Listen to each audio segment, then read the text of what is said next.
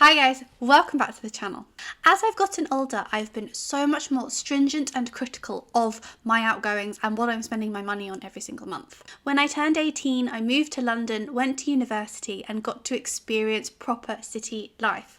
I'd come from a small town by the seaside and it was quite a big step change in terms of ways of living. Everything was on my doorstep 24/7. Whatever I wanted to do, whatever I wanted to eat, wherever I wanted to go in London, it was possible. It truly is a city that never sleeps. But as part of that, I obviously spent so much more money than I should have done. But I'm not going to lie, I had a good time, and that's what your 20s are for. However, as I have come into my 30s, I've become much more strict on the money that is going in and out of my pocket every single month. Therefore, I have made some big changes in how I live to ensure that I am being much more mindful of my money, and then similarly where I am then spending it. This has meant that there are so many things that I spent money on whilst I was in my 20s that I would never dream of doing now. And today I'm going to share with you 10 of my top things that I cut from my life and made sure I stripped back on in order to save more money. So the first one is partying and going on nights out. Now in my 20s, I was living in London. I had moved from a small seaside town and into crazy city life. If any of you out there have visited London or you might live there, you will know how crazy and amazing that it is. Because of that, I just wanted to make the most of it. Regularly on a weekly basis, I was going out 3 to 4 times per week, whether that was with my colleagues at work, with my housemates, with friends. I really was the definition of a social butterfly. But the impact of this was the amount of money that I was spending.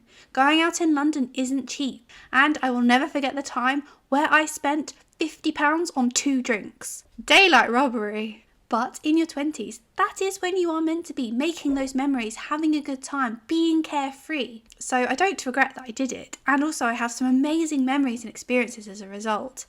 But obviously I recognise that I couldn't continue to do that indefinitely if I wanted to be able to achieve all of my financial goals and accomplishments that I had set myself. So now, don't get me wrong, I do go out for the odd special party occasion, particularly if it's for a friend or a celebration.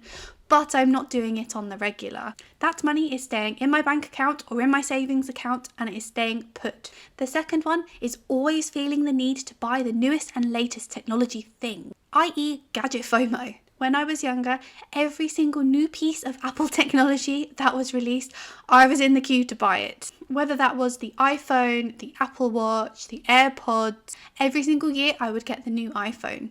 Even though really the technological advancements weren't exactly that groundbreaking, particularly as you got into the later models, I really didn't need the newest iPhone every single year when the one that I had was perfectly functional and did everything that I needed it to do. The instant gratification I used to get from getting a new tech gadget was incredibly high, but as I've gotten older and quite frankly had more and more of the same essential thing, the gratification of that has definitely lowered, and therefore I don't get such a buzz off of getting the next new shiny technology piece, which in turn has actually made me less desired to spend the money on it. The approach I take now is if I have something that's functional, able to deliver what I need it to deliver, so for example within my phone, as long as it functions properly and has enough storage on it, I'm not going to consider getting a new phone anytime soon.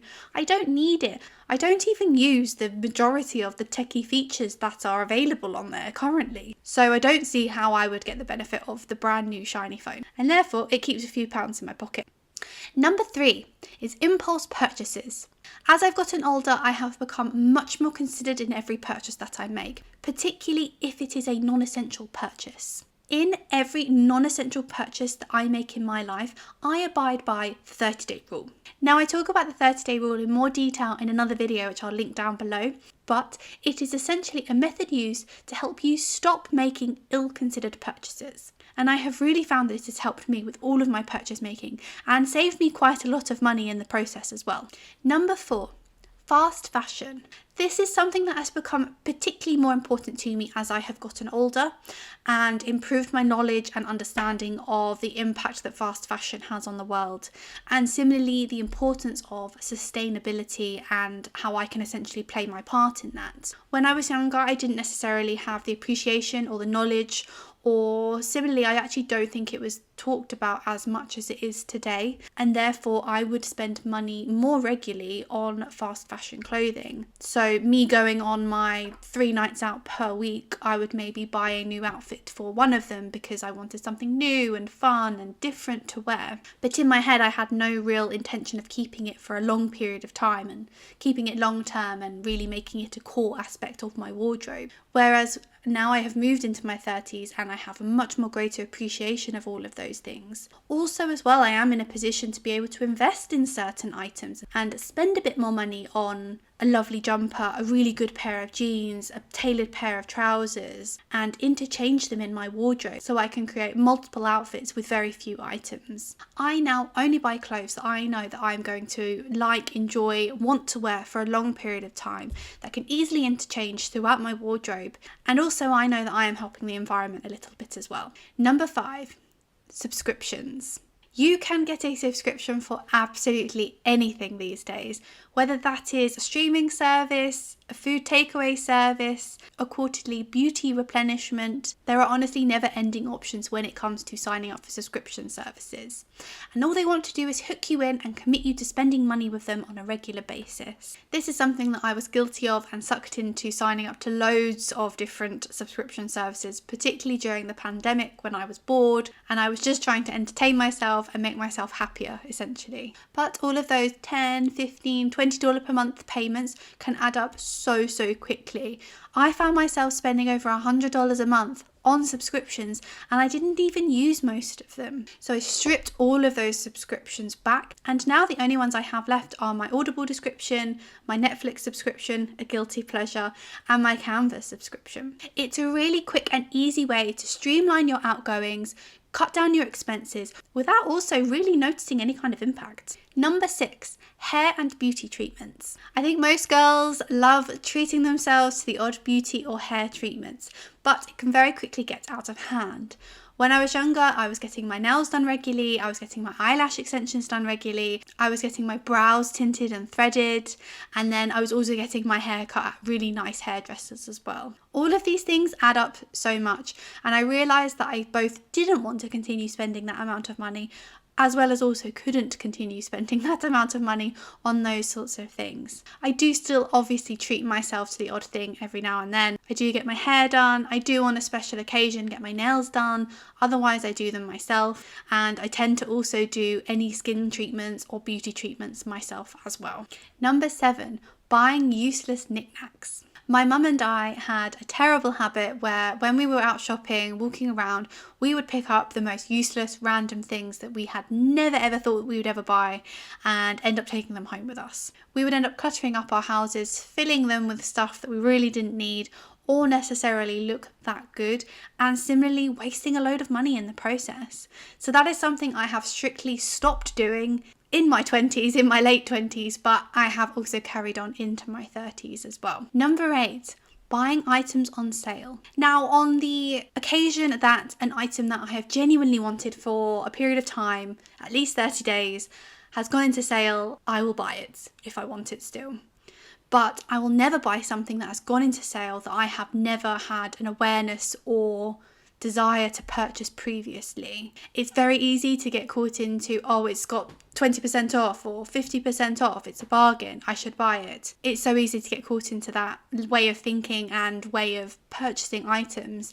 But actually, had the item never have been on sale, would you have ever bought it? If the answer is no, then you shouldn't be buying it now, even if it is 80% off. It is important that when you are spending your money, you are either genuinely buying something that you want or buying something that you need. If you just keep buying things for the sake of the fact that they are on sale and at a discount, you're going to end up wasting a lot of money.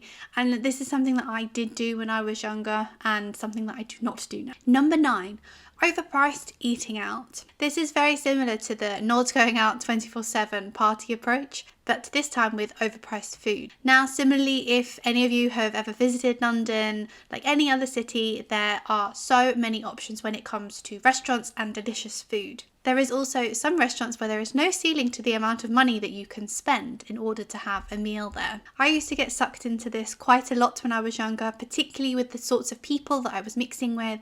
I was mixing with quite wealthy, affluent people and wanted to obviously be a part of their group, be experiencing what they were experiencing, but quite frankly, spending more money than I should on going out and eating food. I love food, don't get me wrong. Going out for a really tasty and delicious meal is honestly one of my favourite things to do. But one thing that I do make sure I don't do anymore is spend more money than I can afford. In my budget tracker, every single month, I have an allocated amount that I'm happy to spend on going and eating out. Once that's used up, that's my quota for the month. I don't ever flex on it. And it's a really good way to have the best of both worlds. And then finally, useless gifts. I don't know about you guys, but historically, when it has come to big gift giving occasions such as Christmas or Easter or whatever you may celebrate, I used to always get sucked into buying presents for absolutely everyone under the sun. And that meant that I ended up spending quite a lot of money on those occasions.